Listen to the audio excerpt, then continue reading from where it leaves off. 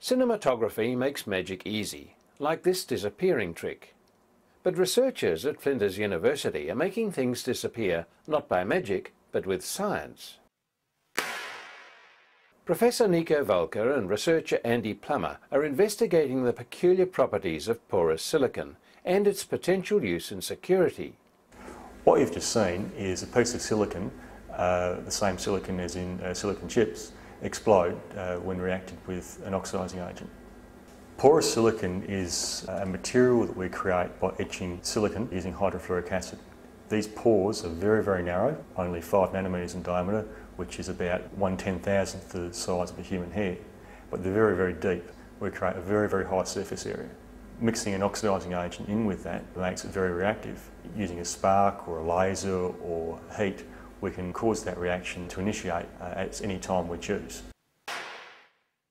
The end goal of this research is to characterise and develop porous silicon as a useful explosive material. So what fascinates me about this porous silicon is that you can use the same technology that you are using to produce mobile phones and computer chips. So you can basically place an explosive patch onto a hard drive, onto a computer chip, onto some component of your mobile phone.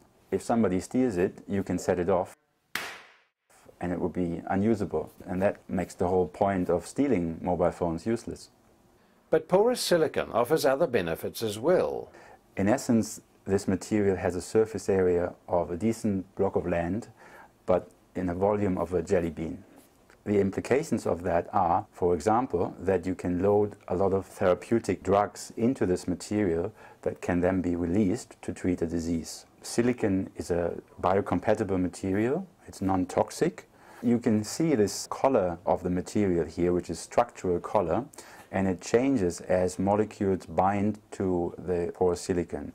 And in essence, what you have is a sensor that can detect the presence of a disease, like an antibody or a cancer marker. There are also applications in terms of growing tissues and cells on this material because it is so biocompatible. As an example, you can see here cells growing onto a membrane made out of porous silicon, and these cells are cells that you would normally find in the front of the eye.